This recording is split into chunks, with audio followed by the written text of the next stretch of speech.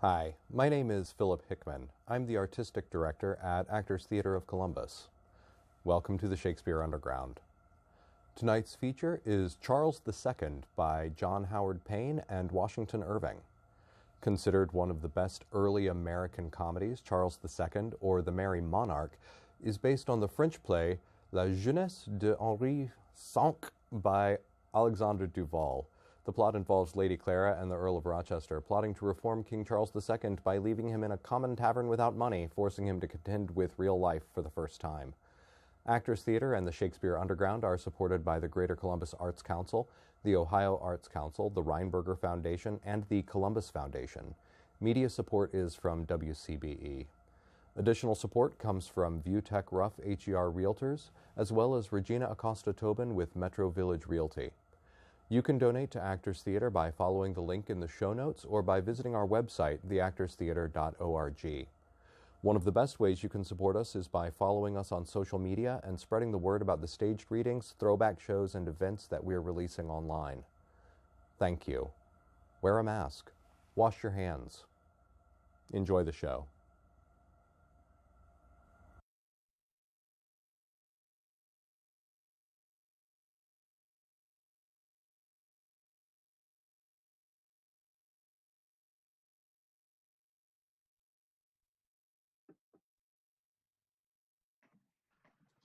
Yes, my lord, Her Majesty will have it that you are the chief cause of the king's irregularities.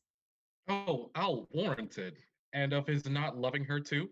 Is it not so? Say that, but in truth, my lord, your continual jests on the married state, Heaven bless it. your continual ridicule of married men, Heaven help me. licentious example, and still more licentious poetry. What's coming next? All these, I say, make you the most dangerous of men. Dangerous? My dear Lady Clara, you make me vain. It is well known that you are the king's prime companion in all his excesses.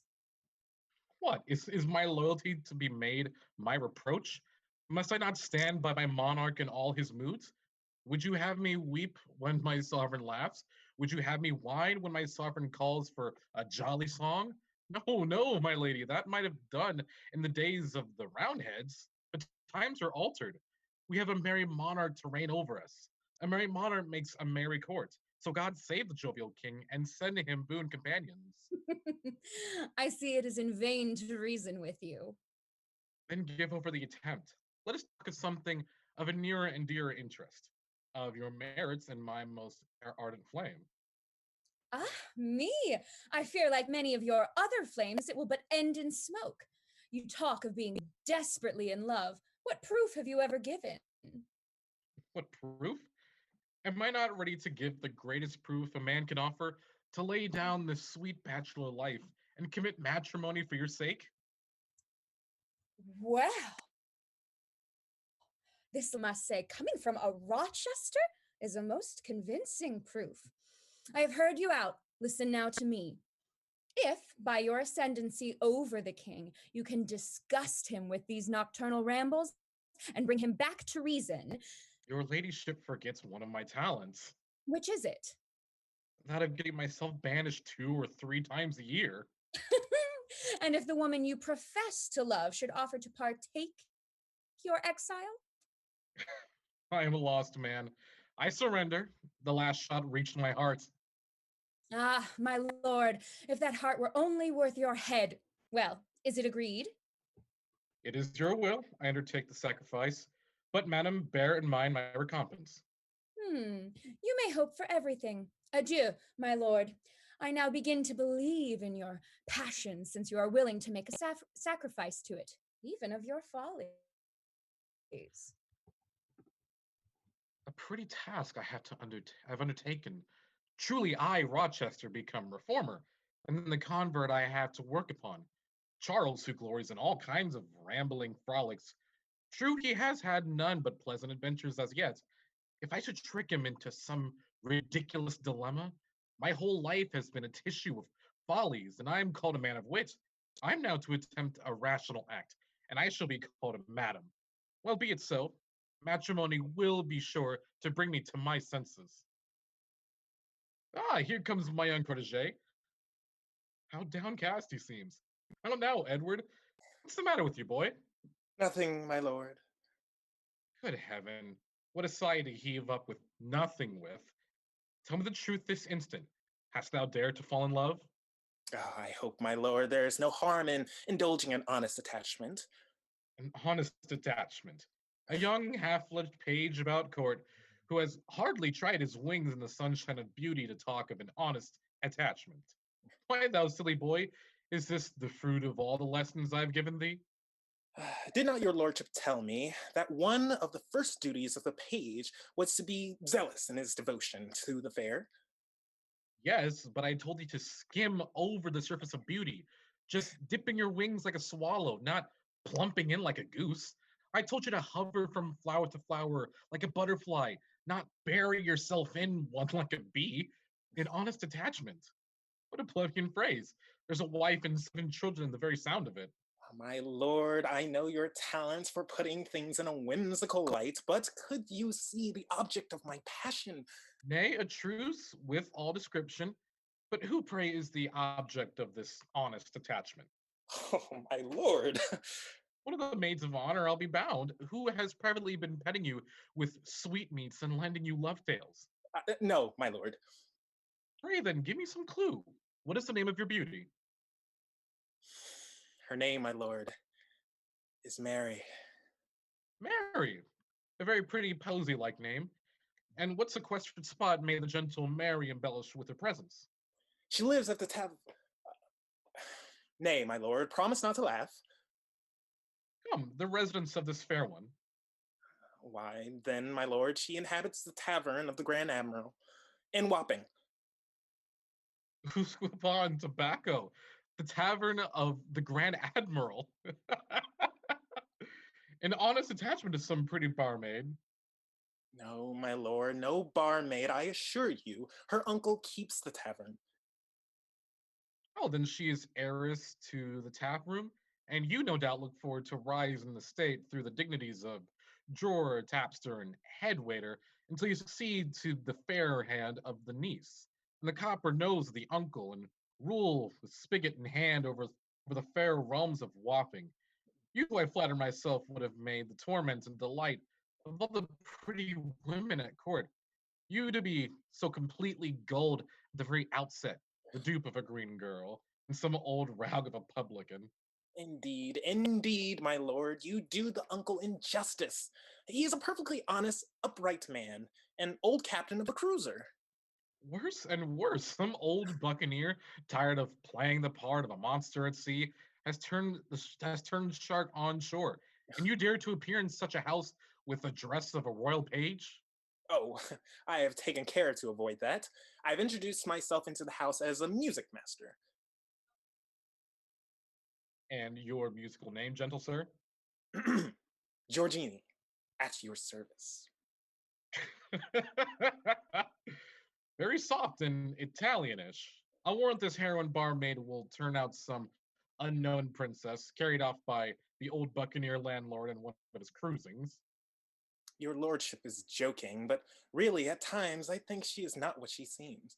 I could have sworn it. But silence, I hear his majesty. I hear his majesty dismount. Run to where your duty calls. We'll take another opportunity to discuss the merits of this whopping princess. There's a many true things in the jest. I am certain her birth is above her condition. I must see this paragon of barmaids. She must be devilish pretty. The case admits of no delay. I'll see her this very evening. Hold, why not fulfill my promise to Lady Clara at the same time? It is decided. I'll give His Majesty my first lesson in morals this very night. But he comes. Good day, my lord. What? Musing? I never see thee with that air of grave cogitation, but I am sure there is some mischief devising. On the contrary, I am vehemently tempted to reform. Reform? Why, man, no one will credit thy conversion. Is not thy name a byword? Do not mothers frighten their daughters with it, as formerly with that of Beelzebub? Is not thy appearance in a neighborhood a signal for all the worthy burghers to bar their windows and put their womankind under lock and key? Art thou not, in melancholy truth, the most notorious scapegrace in the kingdom? Heaven forfend that in anything I should take precedence of your majesty. But what proof do you give of your conversion? The most solemn. I'm going to be married. Married? And to who, pray, is the lady you have an idea of rendering miserable? The Lady Clara. The Lady Clara! The brilliant, the discreet, the virtuous Lady Clara? She marry Rochester? Ah, my liege, heaven has given her a superabundance of virtues. She will be able to make a very virtuous man of me with her superfluity. Well, when thou art married, I will undertake to write thy epithalamium. Then your majesty may at once invoke the muses. All is settled. As soon as the rites are solemnized, I shall quit the court and its mundane pleasures and retire with my lovely bride to my castle at Rochester, under permission of my creditors, the faithful garrison of that fortress. What, is your castle again in pledge? No, my liege, not again. It has never, to my knowledge, been exactly out of keeping. A castle requires a custodian. Oh, Rochester, Rochester, thou art an extravagant dog. I see I shall be called upon to pay these usurers at last. Your majesty is ever bounteous. I should not have dared to solicit, and certainly shall not presume to decline. Thou art an errant juggler. But, to business.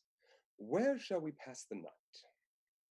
I must beg your majesty to excuse me this evening. I have an engagement of a grave and important nature. Grave and important? Thou liest, Rochester. And whither does this grave engagement take thee? To the tavern of the Grand Admiral in Wapping. I thought it was some such haunt. And the object of this business? A young girl, beautiful as an angel, virtuous as a dragon, about whom there hangs a mystery that I must investigate. A mysterious beauty. It is a case for royal scrutiny. I will investigate it myself. But, my liege... No buts. Provide disguises. We will go together. I like to study human nature in all its varieties. There's something of philosophy in this. One often gets a useful lesson in the course of a frolic. It shall go hard, but your majesty shall have one tonight. Ah, how few except myself give your majesty credit for your philosophy, and yet by many I am considered the partaker of your majesty's excesses. And should any disagreeable adventure be the result... Ah, pshaw! I take the consequences on myself. Provide 2 seamen's dresses, a purse of gold well filled, and arrange everything for 9 precisely. Till then, farewell. I will attend your majesty. So, the plot is in train. This night, the lesson. Tomorrow, my disgrace. Within 8 days, my marriage, and then at my leisure, to repent and reform. More wine! More wine! More! What a shouting those sailors make in the barroom. Nothing but singing and laughing and shouting. I should like to take a peep at them, but no, my uncle forbids me to show myself in the public rooms. He scarcely lets me be seen by the guests. He brings me up more as a young lady than the niece of a tavern keeper. Hi-ho! What a tiresome long day. What shall I do with myself? Oh, what can be the matter with me? I wonder what can keep Mr. Giorgini away. For 3 days he has not been here to give me a lesson. No matter. I don't care. I shall forget all my singing, that's certain. He was just teaching me such a pretty song, too, all about love. I'll try it. No, I can't. It's all out of my head. Well, so much the better. I suppose he is teaching it to some fine lady scholar. Let him. I don't care. I don't believe he'll find her so apt a scholar. What?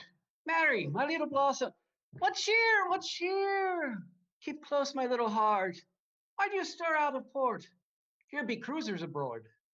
Who are those people, Uncle, that make such a noise? Two hardy blades, mad roisters, gons. How they drink! I was obliged to keep my company, old cruiser as I am, or I would have soon had 'em made on me beamins. Are they sailors, Uncle? Well, be sure they are. Who else would fling the money as the way they do? And treat a whole barroom. Well, the tallest in particular is a very devil. Well, hello there, Captain Copp, cries he every minute. Another bottle to treat my friends, another bottle to treat my brother Towers. By their swaggering about so, they must be very rich. Oh, child, 'tis deepest laden ships that make the most rolling. But they spend their money so freely. A sure sign it's running out. The longest cable must come to an end. He that pays out the fastest will soonest be brought up without the round turn. To what ship do they belong? It's more than they can say. Suppose they're a couple of men of war just paid back off. Who are they Spanish miner in their pocket? Ah, a jolly tars. I was just the same as their age. I should like to have a look at them. Avast there! What trust ye in the way to such rovers? No, no, I recollect too well what it's like to be offshore after a long voyage.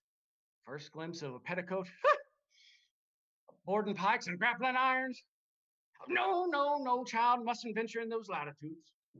Ah, my good uncle, you are always so careful of me. Oh, and why not? What else have I in the whole world to care for? And who else in the care will care for me? Thou art all that's left in the world and my family fleet. Poor, slight little penance. I've seen the rest, one after another, go down. It shall be go hard, but I'll convoy thee to a safe port. I fear I give you a great deal of trouble, my dear uncle. Thou art the very best lass in the whole kingdom, and I love thee as I love thy father.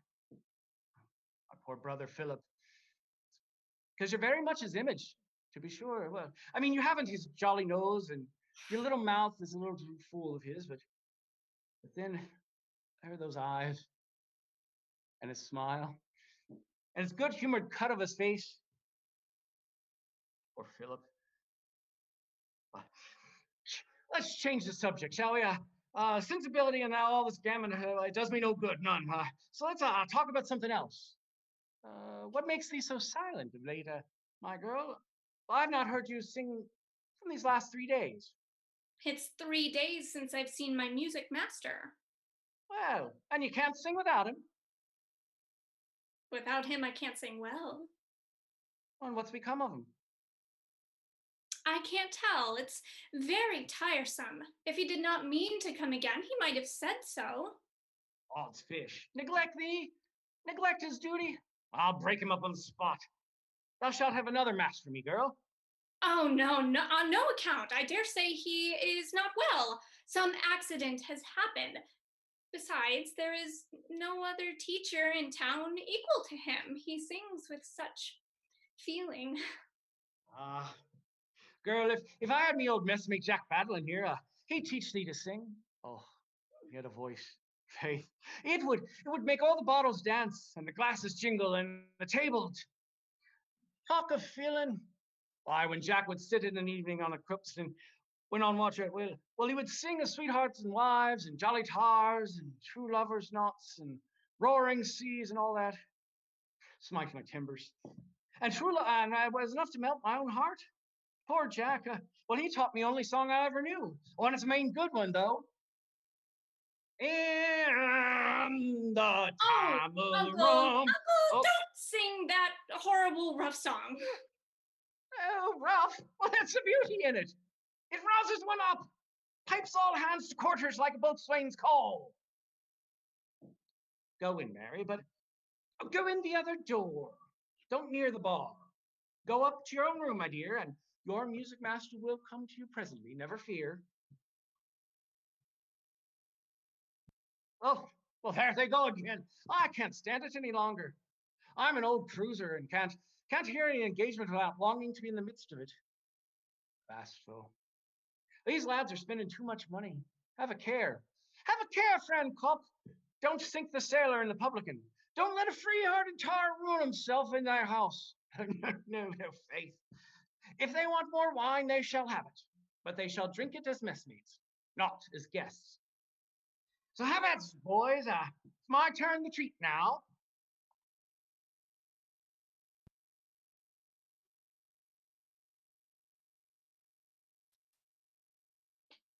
How provoking, this absence of Mr. Giorgini. It would be serving him right to let my uncle discharge him, but then I should like just to learn that song he is teaching me. Hark, how my heart beats. Hark! I'll wager it's Giorgini. I have a gift of knowing people before I see them. My heart whispers me.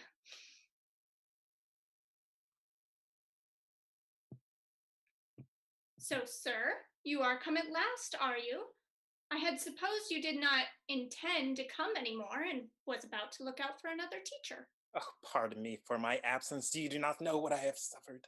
Suffered? Have you been ill then? Oh, very ill. Indeed. And what was your complaint? Not seeing you. Mighty fine, sir. It is a complaint that you might have cured in a moment. I have been very angry, sir, very angry at your neglect. Don't smile, sir. I won't be laughed at. Oh, laugh at you? Can you suspect such a thing? I do but smile from the pleasure of seeing you again. Nothing but circumstance that I cannot control caused my absence. Well, it's very provoking to be interrupted in one's lessons, just in the middle of a new song. I'll warrant you've been teaching it all over town. Oh, indeed, I teach it to none one other than yourself, for no one else can do it such justice. Nay, now you are flattering. Have you brought it with you? Here it is. If you please, we will sing it at once. Yes, but don't look so steadily at me while I sing. It puts me out. And then I don't know what I'm singing. Oh, what? Have you a fear of me then? Oh, yes, I fear that I may not please you. Amiable innocence, for the world would I not betray thee. Ah, master, crochet and quaver. So you've come at last, have you? What the deuce you stay away for and let my little girl get out of tune? Oh, I have explained all, sir, and made my peace. Ah, she's forgiven a little baggage. And amazing fond of music. Why, she's always on the lookout before an hour good before you get here. Never mind, Uncle. Are your strange companions here still? Here still, eh? Likely to stay here. No getting rid of them. They're a couple of devils. Right down merry devils. I mean, they flustered me a little, Faith. You seem to have a great deal of company in your house, sir. I shall take my leave. You shall take no such thing. You shall take tea with us, my little semi-brave, and we'll have a lesson. Odds fish, you shall give me a lesson. I'm confounded of the out of practice and can't turn the old tune to the song of my life. And never mind the song now, Uncle. We must have tea first, and Mr. Giorgini will help me make it. Aye, Faith. And we'll add a bowl of punch and a flask of old Madeira to make her set out. My two messmates in the other room, they're out to be to a party. What, those wild sailors who have been keeping the house in an uproar? To be sure. They're good lads, though they have a little of the devil in them. I mean, they asked me to clink the cup with me, and you know I can't well refuse by trade to clink the cup with anyone. In troth, they had put me in such rare good humor, well, that I couldn't refuse them for the life of me. But they are such harebrains. Oh, don't be afraid. They are rough, but good-natured, sailor-like. Besides, am I not always with you, thee and Hale? Well, I mean, one of them I see is heaving in sight already. Come with me, my girl, and help me prepare the punch and the tea. You, my king of crochets, will stay and receive our guests. Make yourself at home.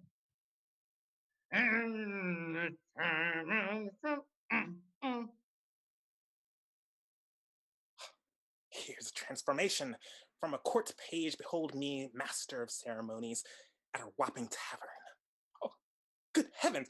Whom have we here? The Earl of Rochester is at the Rube garb? The shouts of those jolly fellows began to turn my brain.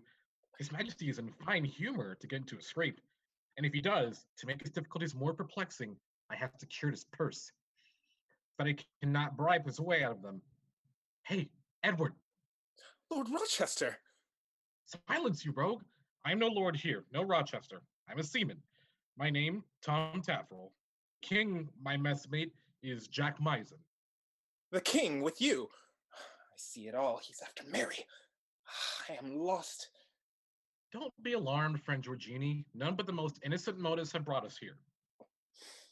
Innocent motives bring you here, and the king at night to the tavern of Wapping, where there are beautiful girls. Ah, my lord, my lord. Nay, to convince you that you have nothing to fear, I permit you to remain with us. He may assist my scheme. You must play off your character of music master upon the king. Impossible. His Majesty will recognize my features. You have not been a page a month. He probably has not seen your face 3 times. But take care of how you act. The least indiscretion on your part could... Ah, my lord. I am too much interested in keeping the secret. That is not all. In whatever situation the king may find himself, whatever chagrin he may suffer, I forbid you to assist him in the slightest manner. You are to see in him only the sailor, Jack Misen. Should His Majesty chance to incur any danger, my lord, I can never be passive. In such case, I have but one course. There can be no danger. I shall myself watch over his safety. That decides me. I think I apprehend the object, and will obey your lordship. Yo-ho, messmate! The king approaches. Silence. Let each resume his part.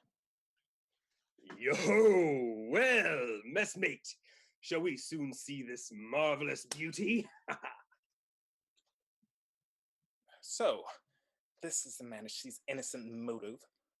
Peace, friend Jack. Here's one of her admirers, her music master. Ah, you teach the young lady music, do you? Zooms! How like he is to the page you gave me lately. My face strikes him. I can't say I see much resemblance. He is taller than Edward and older, and the expression of his countenance is not the same. No, not altogether. But there is something. Why, to tell the truth, the page had a wild fellow for a father, and your Majesty knows likenesses are stamped at random about the world sometimes. Oh, I understand. Duplicate impressions, like enough.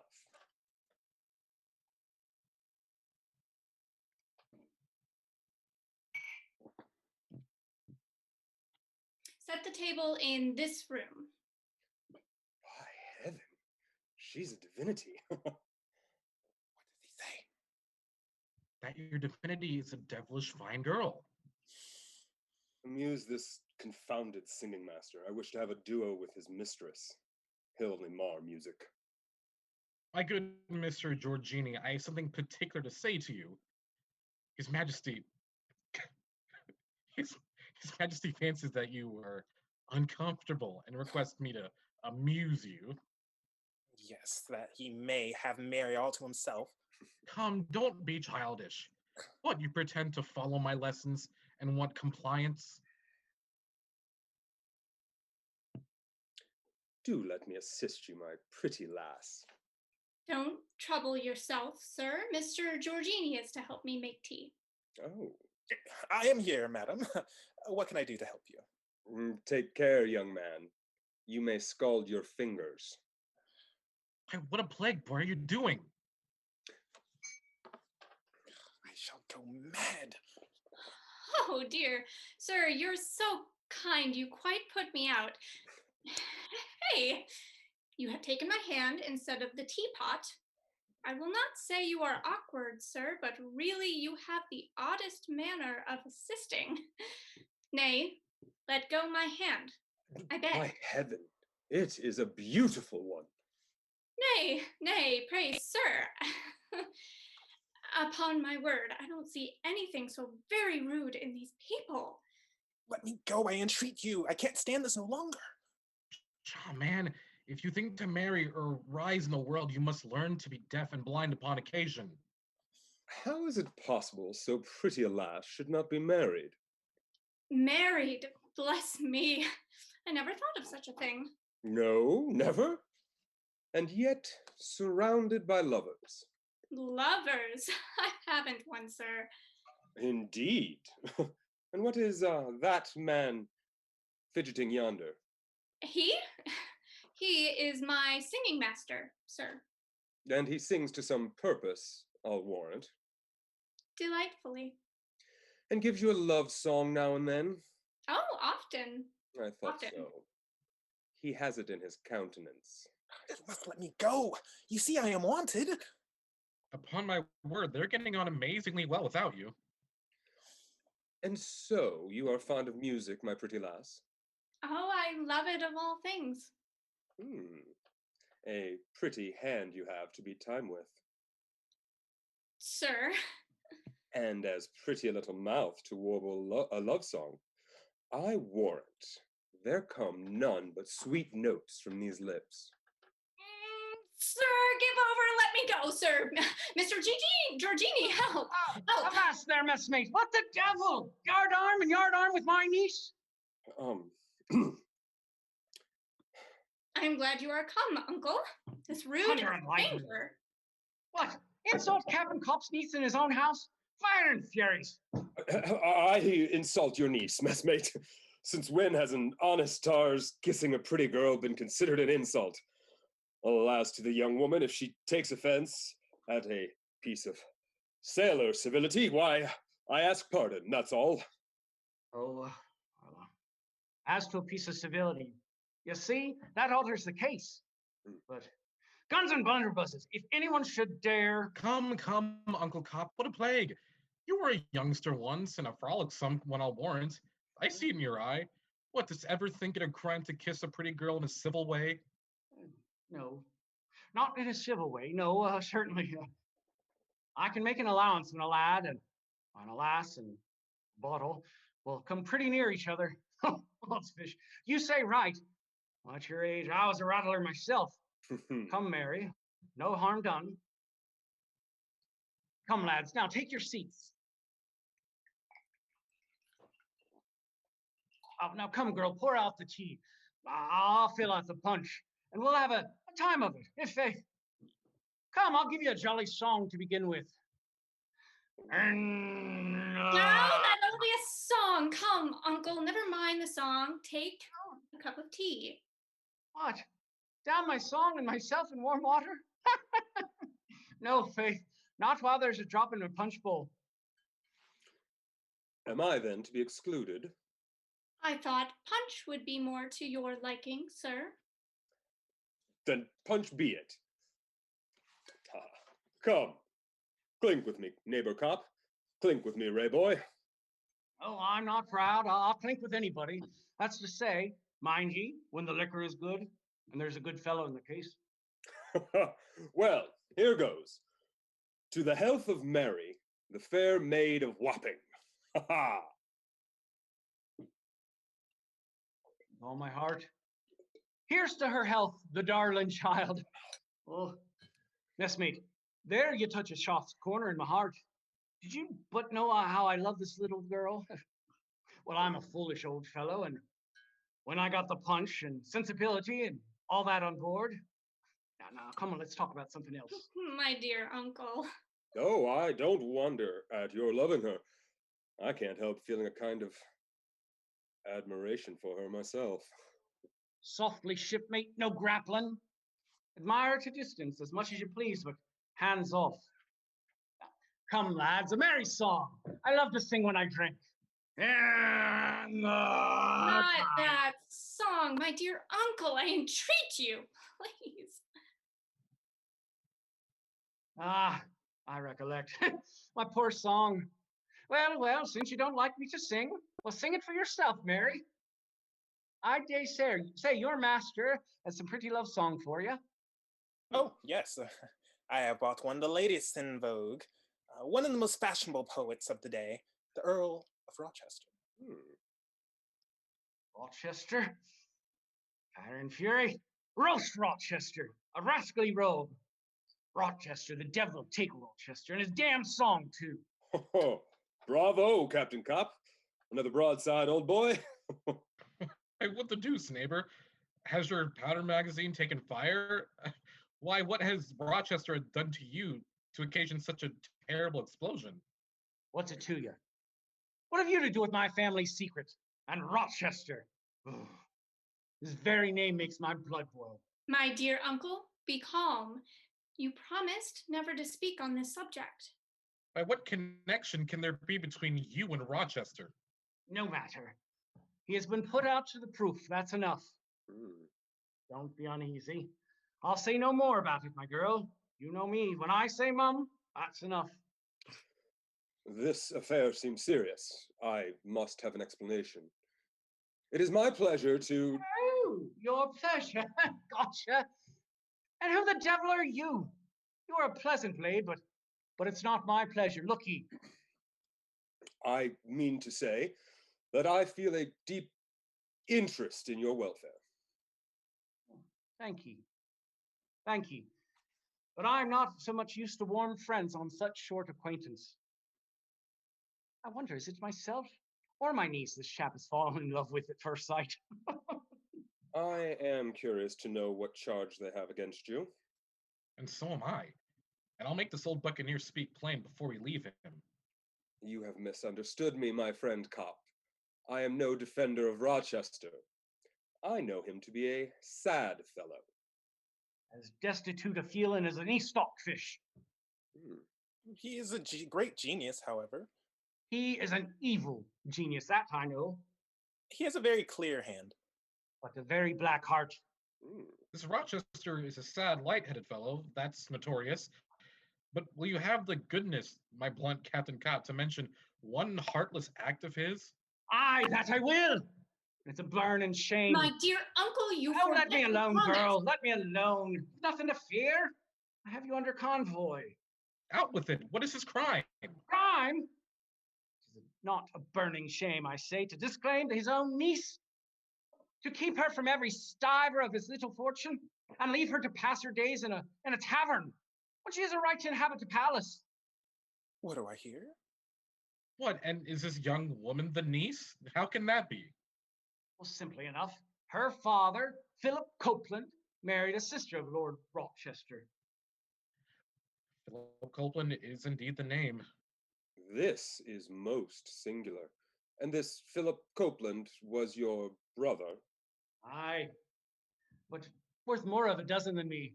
He was a steady man, an able officer, an ornament of a regular navy. But I was always a wild dog, never took to learn and ran away from school, shipped myself upon aboard a privateer. In time, I became a captain and returned from my last cruise just in time to receive poor Philip's last breath. His sand was almost run out. Brother, he said, I feel that my cruising is over, but there's my little girl. Take care of her for my sake. And never, brother, the Rochesters again. Brother, I said, it's a bargain. Tip us your fist in it and die in peace, like a good Christian. Grasped my hand and gave it me a little squeeze. Well, I would have shook his, but it grew cold in mine. And poor Philip was no more. My dear uncle. But this girl was left. The girl was left. And I'll keep my word to my poor brother and take care of her as long as any breath in my body. Well, Brother Tom, what do you think of all this? It touches me to the soul. And so you took home the child? Yes. And my uncle's bounty and kindness have taken care of his poor girl ever since. You should have seen what a little thing it was. Little chubby-faced thing of only 4 years old. No higher than that table over there. Now she's a grown girl. And you have given her a good education, it appears. And why not? What thou? I'm the dunce. There's no reason Mary Copeland should be a fool. Her father was a man of parts. And you have given up your voyages for her. To be sure. Could I leave a girl running after me about deck?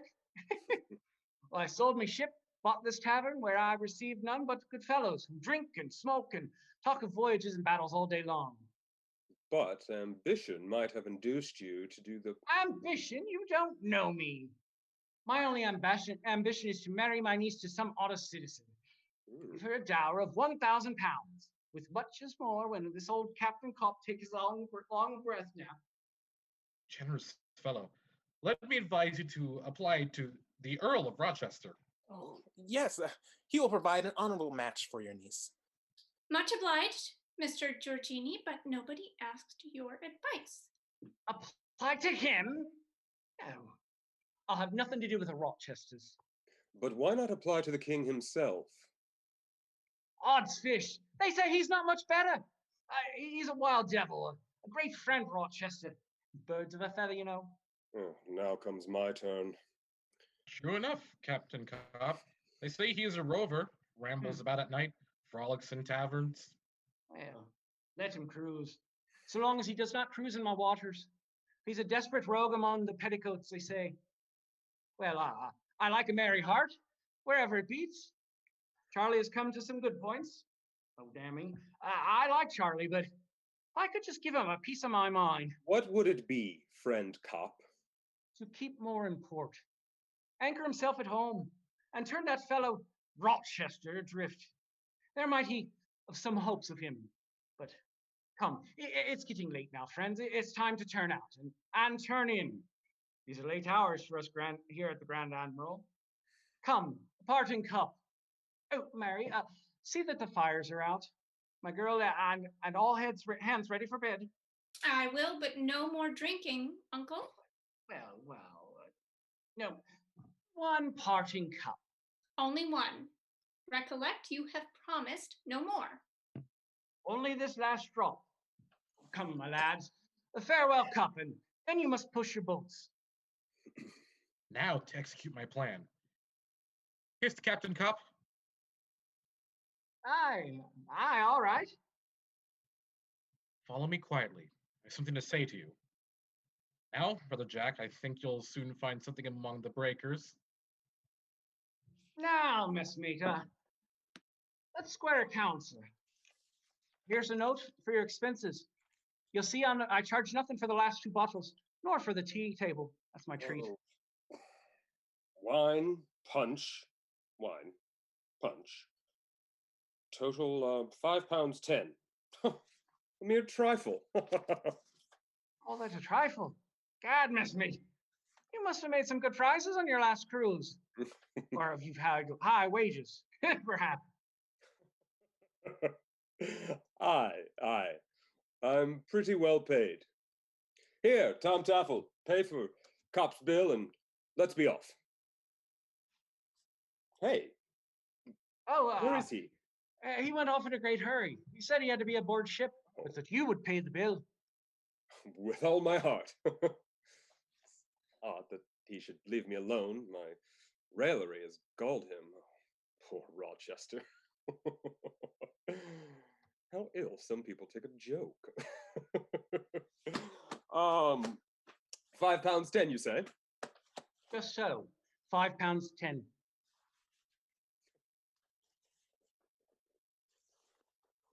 Well, this is the oddest thing. I am certain I had my purse. My neighbor seems rather in a quandary.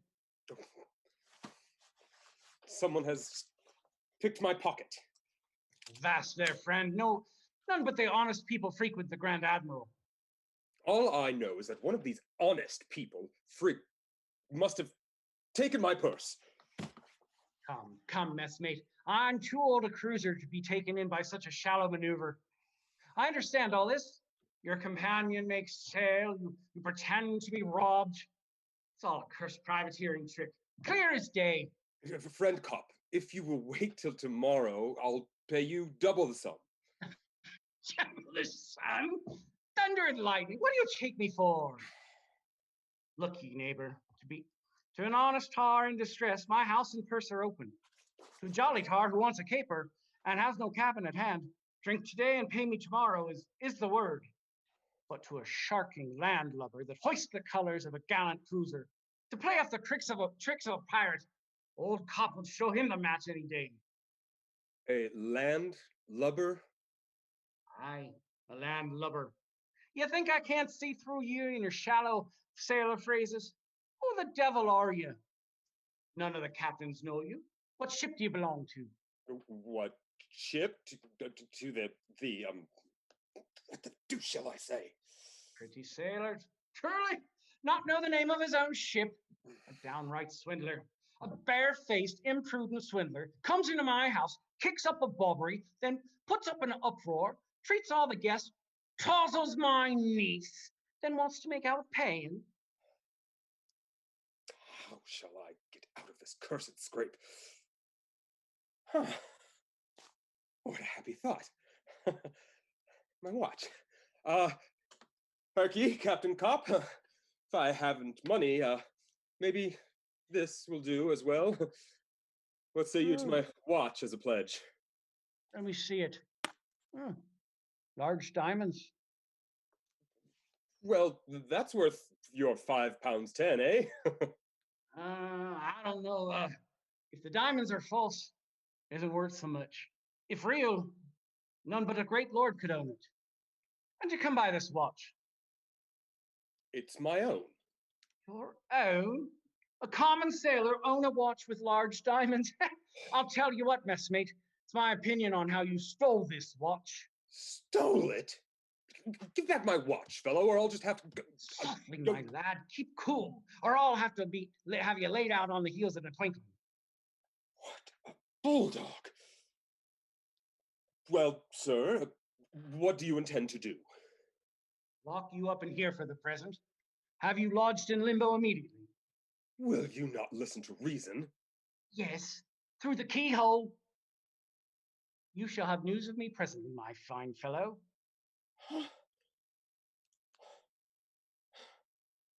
Was ever monarch in such a predicament? A prisoner in a tavern? What is to be done about this? This Copp seems like a man of probity. Perhaps I avow myself to him. He will credit me, and we will keep this matter secret. This sturdy veteran may be an old cruiser under the Commonwealth. Now, if so, what have I not to apprehend? Alone, unarmed, at midnight. Charles, wilt thou never learn wisdom? Hark! Someone comes. Place yourselves outside and guard the passages. They are placing sentinels. The Earl has given me my lesson. No flinching. I am afraid to go near him. I wish my uncle had not set us on this task.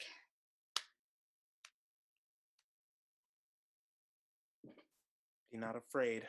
I am here to defend you. What? My pretty Mary in arms? Don't come near me. What a ferocious ruffian it is. Was that delicate hand made to grasp so rude a weapon? Don't let him touch your hand, or all are lost. He does not look so very ferocious, neither. Fie, sir, fie! What? Steal the jewels of the crown? Is it then known already? Yes, indeed, all is known. My uncle took the watch to our neighbor, the jeweler, who knew it instantly. It belongs to His Royal Majesty himself. Confusion! You hear he confesses. Well, Captain Copp will be here presently with the magistrate. He will have a fine piece of work for you. All Wapping is in an uproar. My friends, it is of the highest importance that I should escape before they come. I have not a doubt of it. Oh, you culprit. And would Mary, the pretty Mary, see me dragged into prison? I won't believe it. That sweet face bespeaks a gentle heart. Ha! Poor creature. I can't help but pity him. I never saw a pretty woman yet that would not help a poor fellow in distress. She yields. But I need other bribes for my gentleman. Ah, I have it. My ring. Assist me to escape, and take this ring as a pledge of what I will do. It is of great value. What a beautiful diamond ring! How it sparkles! Don't touch it, Georgini. It's a stolen ring. And for that very reason, I can take it. We can return it together, both to the right owner. He certainly has something genteel in his air. This unfortunate man may perhaps belong to decent people? I do, indeed. My family is considered very respectable. Ah, bless that sweet face. I knew a hard heart could not belong to it. Gad, I must get him off, or he'll win this petty jailer, culprit as she thinks him. What will they do with him? Why, they'll hang him, of course. I would not have his death upon my mind for the whole world. Will this consultation never end? I dread the arrival of the officers. Let us assist him to escape.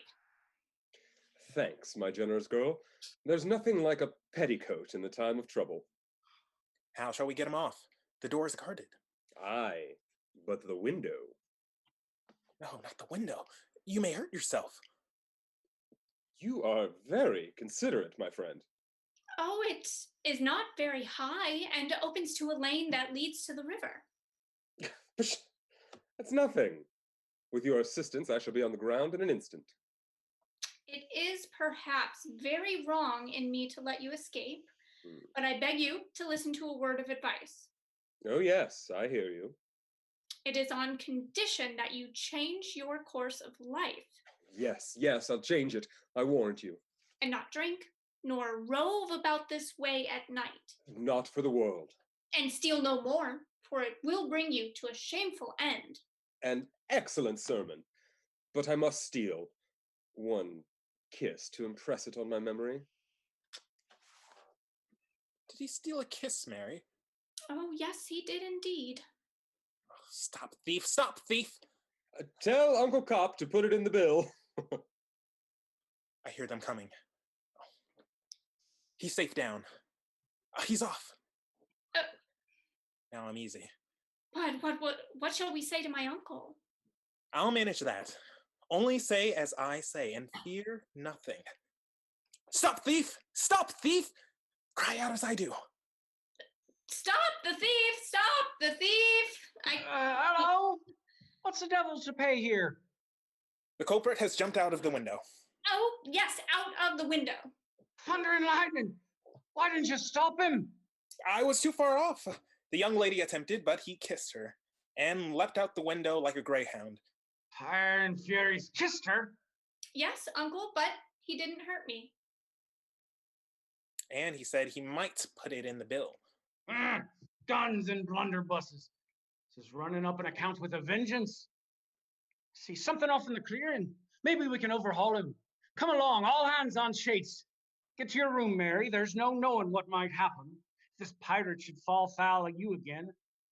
Come along, away with y'all. Divide the street door. Scour there the 3 passages. I'll show him what he's got coming to him from any old cruiser.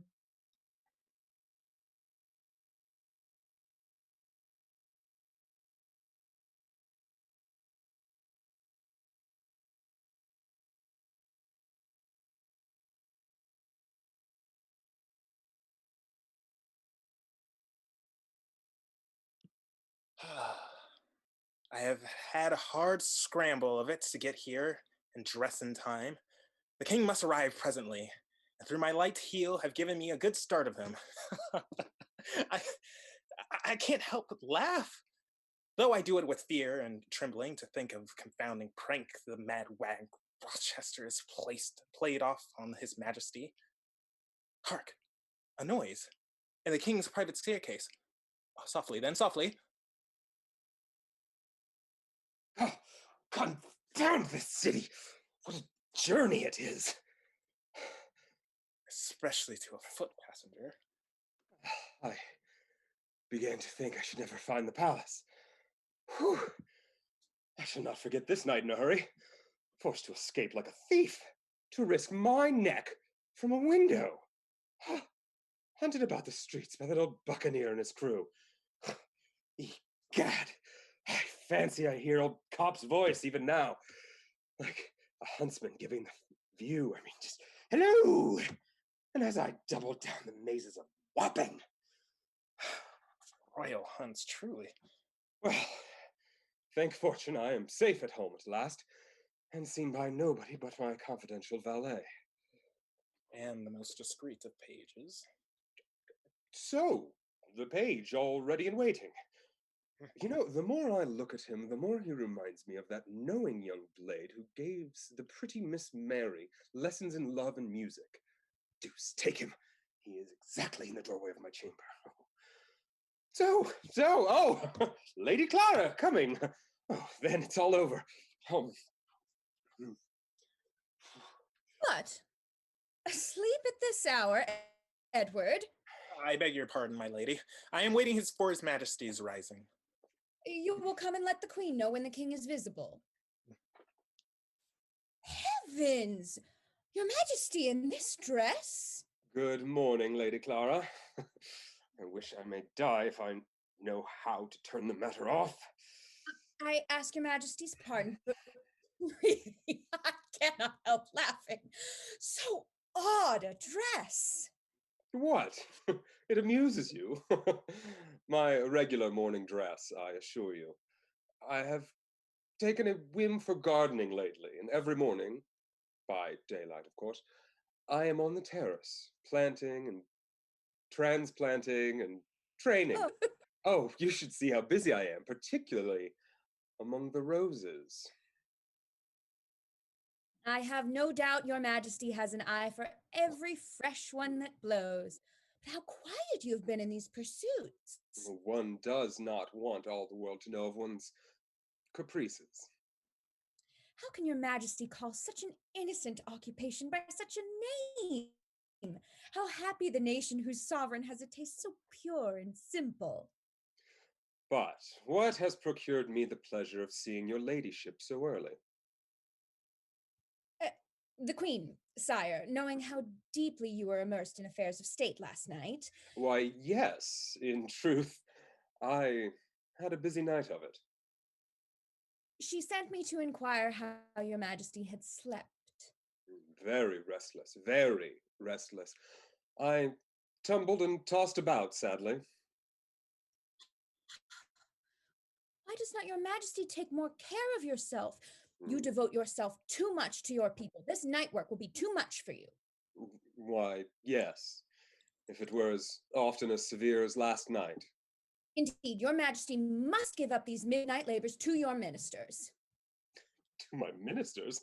Egad, I should like to see old Clarendon and Ormond hobnobbing with Uncle Copp, struggling for kisses with Mary and scouring the lanes of Wapping at full speed.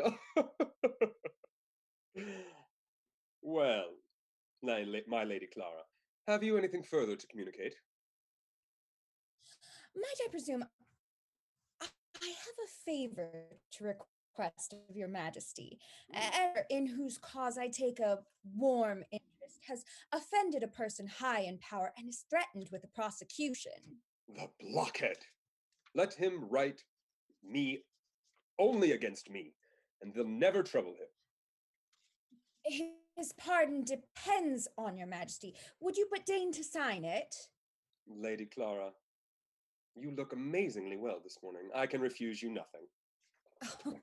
Ah, yes. And now to make my toilet. Safe at last. She suspects nothing. He thinks he has deceived me.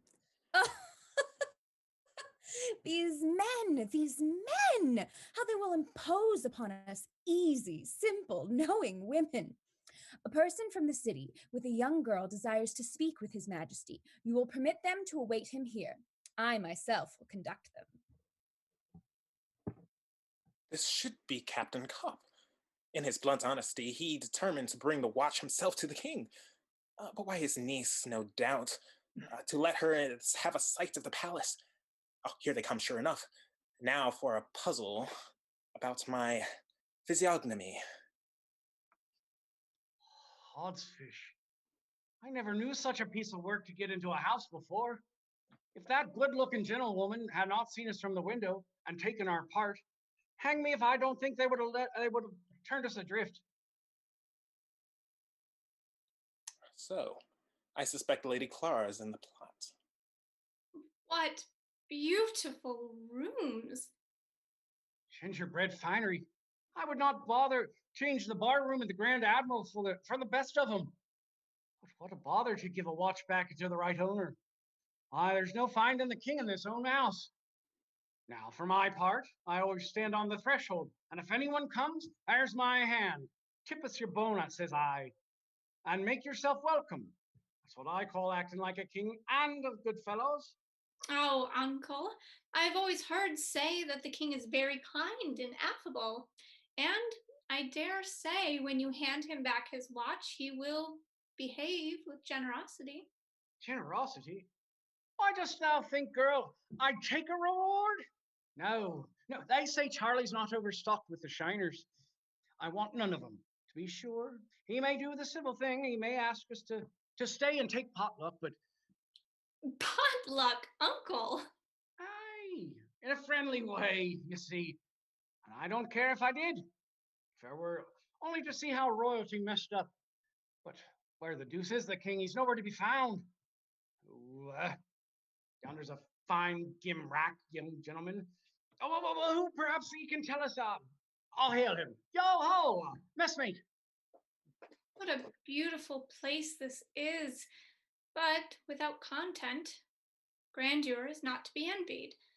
The humble and the good may be as happy in a cottage as a palace. Oh, come along, young man. Don't be so bashful. You needn't mind us. Let me put a steady face. You must speak to His Majesty. Yes, sir, we come... Dear Oh, why? What ails you, me girl? Oh, my heart beats. What's wrong with you? Is anything the matter with the young lady? Let me assist her. Thank ye, young gentleman, but take your leave, if you please. Did you ever see such a resemblance, uncle? Odds fish. Well, he is like, indeed, but it can't be him. I like Mr. Giorgini's face better. It is more animated. Don't you talk to me about Giorgini. Didst not tell me he took the ring from that land pirate, and then to disappear with it so suddenly? How can you suspect him, uncle? The most honorable, the most upright. I dare say he only took it to keep it for the right owner. My dear confiding Mary. That ring should not have remained in his hand a single moment. It may bring suspicion on my house, on my character. Fire and fury. If I catch him... No swearing in the king's palace. It's true. I should not swear. But old Captain Copp, whom everybody knows to be an honest, well, he should have such tricks played in his own house. Thunder and lightning and... My dear uncle. Well, true. No swearing. What keeps the king so long, I don't... I think I hear him. Step into that apartment. A lady will introduce you. Oh, the same lady we saw at the window. Very well. But I say, mister, don't keep me waiting. Just hint to the king that I've no time to lose. Tell him there's a launch at Wapping today. Busy times at the Grand Admiral. Let us retire, uncle. I dare say we shall be sent for in good time. Very well, very well. But do think of the Grand Admiral. All about want for me being back. If the king loses his watch again, the devil take me. I forgot. I mustn't swear in the king's palace. This will be a whimsical court presentation, truly. His Majesty's perplexities are not over yet. Has Rochester appeared? Not yet, sire. What could be his motive for this cruel trick that he played on me? Your Majesty asked for Lord Rochester. Here he comes with Lady Clara. May I venture to ask if Your Majesty has passed a comfortable night? Indifferent, my lord. Traitor! I understood his lordship had assisted your majesty in your labors. Not throughout, my lady. An accident obliged me to leave His Majesty in rather a moment of perplexity. Yes, his lordship left the whole weight of business upon my shoulders. I doubt not Your Majesty got through with your usual address. You perfidious varlet! My lord, you will please to present yourself in my study at 2 o'clock. I have something particular to say to you. Deign to dispense with my attendance, sire. I quit London in a few moments from my estate, as I mentioned yesterday. I'm a great offender. It is time to exile myself from court and turn hermit. I approve the project, but will take the liberty of choosing your hermitage myself. The king is furious against me. Courage, my lord. All will end well. What the devil is the meaning of this? Am I to be kept here waiting all day? What uproar is that? Oh, 2 persons whom I met this morning, seeking to speak with His Majesty on some personal concern. As I know him to be so accessible to the people, I undertook to present them. Just now, it is impossible. I am very sorry, especially on the young girl's account. A young girl, did you say? Beautiful as an angel. Oh, since you take such interest in her, Lady Clara, Edward, show them in. Come in. His Majesty consents to hear you. Taken all aback. My courage begins to fail me. What have you to fear, my dear uncle? Well, fear? It isn't fear, look ye. Somehow, I never fell in with a king before in all my cruisings. Copp and his niece. Oh, here's a pretty reconnaître. Well, I suppose I must begin, Podsfish. Oh, I had it all settled in my head, and now the deuce a word I can come at muster it up. Come, uncle, courage. I never saw you so cast down before. I hope he will not recognize me. Is not my niece a pretty lass? Is indeed, my lord. You may be proud of her. Well, then, what I have to say is, hey, Mary, what is it that I have to say? Simply relate what passed. Right, my girl, right.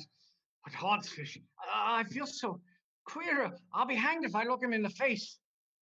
It would not be respectful to stare at His Majesty. What is your name, my good friend? Copp, at your service. Oh, that is to say Copland, or Captain Copp, as they call me here.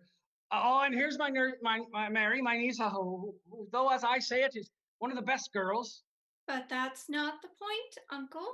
That's true, very true, but always keep to the point, like a good gentleman, like a good helmsman. First and foremost, then, you must know, my lord. When I say my lord, I mean your majesty.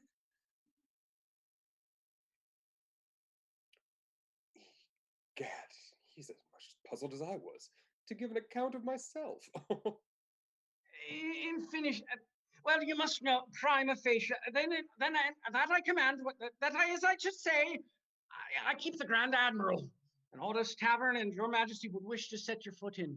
None but good company ever frequented, excepting when a rogue or so drops in disguise, last night, for instance, a couple of scapegoats, scape gallows knaves, saving your majesty's presence. If I could only lay my eyes on them again, I should know them, wherever I saw them.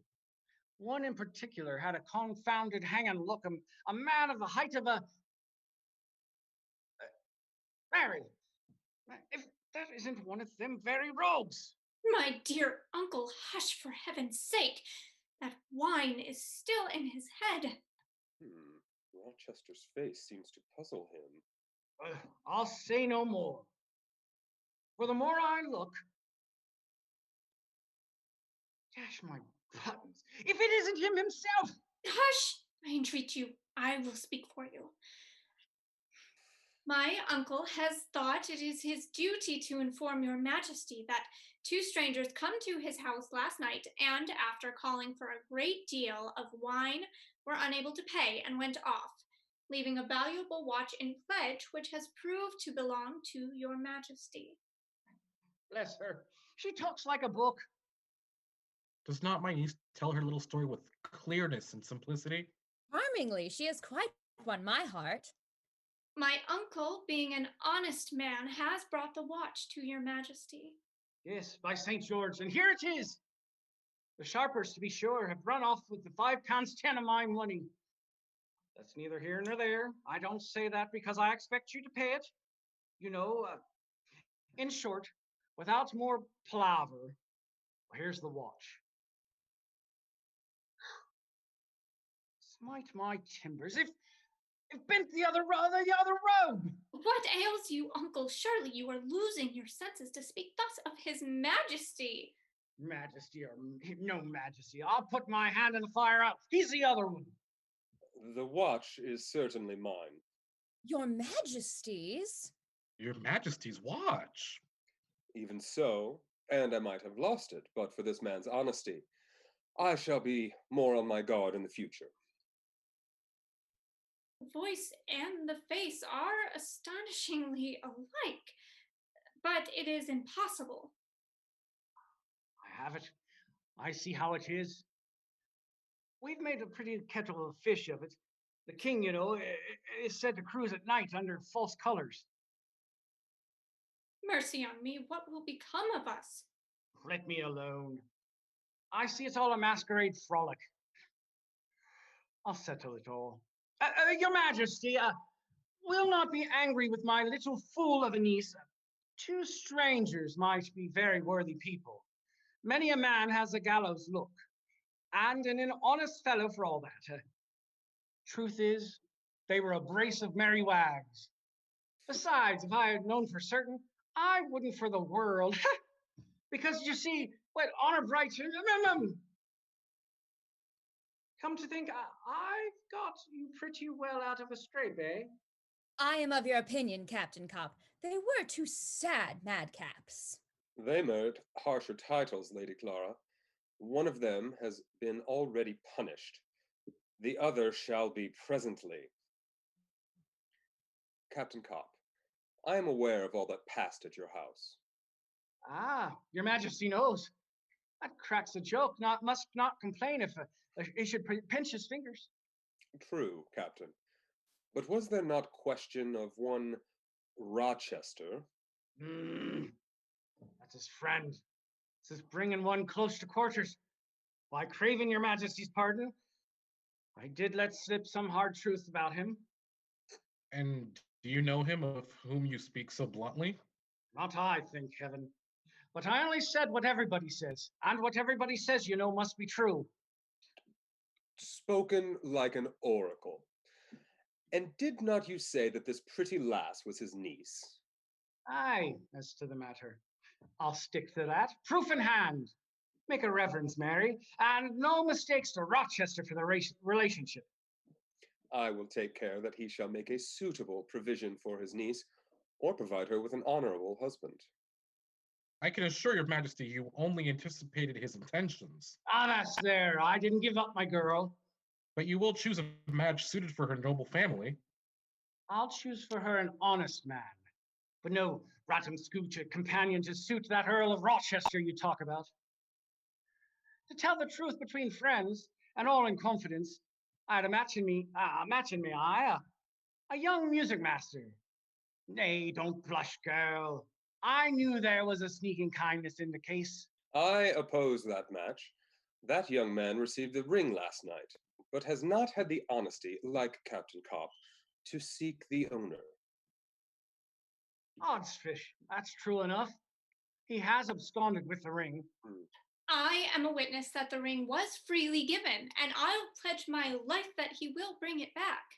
Your niece is a brave girl, but I see she has no longer a heart. He only waited for a suitable moment to return it to your majesty. How? Edward, the resemblance is no longer a wonder. What? Little Crochet and Quaver? There's witchcraft in us all. Oh, heavens. Georgini, a gentleman. My heart knew it. It is in vain, Lady Clara, to attempt concealment. Behold, the heroes of the adventure. Pardon me, sire. I knew it all along. I was in on the plot. How? Her Majesty, the Queen, was at the head of it. If the Earl be guilty, it is we who induced him and should undergo the punishment. I understand the whole, but the treachery of this Earl I cannot forgive. He shall not obtain my pardon. It is already obtained. Your Majesty, over merciful, has signed it. What? He too is the author for whom you have inserted yourself?